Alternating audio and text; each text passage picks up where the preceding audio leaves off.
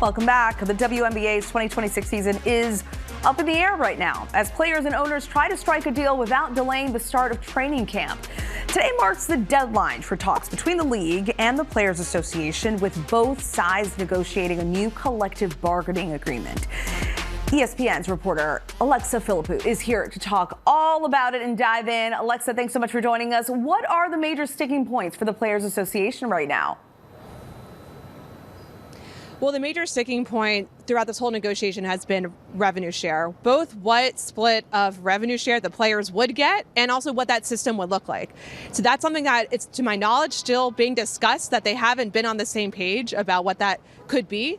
And the easiest way I could probably explain that is that the league is proposing a salary cap that's a little bit higher than $5.75 million for 2026, whereas the Players Union is proposing one that's closer to maybe $9.5 million. So that kind of shows you how far apart these two sides still are.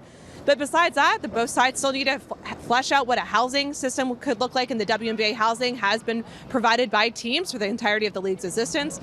And they also have to still figure out a core designation system, what that'll look like moving forward, and some other smaller things like, revenue, or not revenue, but the retired player benefits and stuff like that.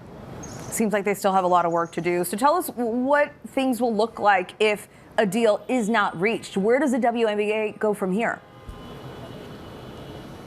Right, so the players and the league are meeting actually right now in New York City, here where I am. And so there's a hope that there could be, that they can get closer to a deal thanks to this meeting.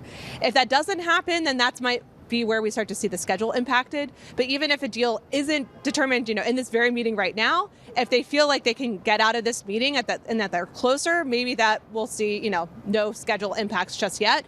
But I think basically at this point, you're looking at a deal has to be agreed upon the next few days for them to actually make sure that there's no impacts on the schedule, knowing that there's a two-team expansion draft that still needs to be held, and also free agency for over 100 free agents. Hopefully this can all be resolved for all parties involved, including the fans. Alexa, thanks so much.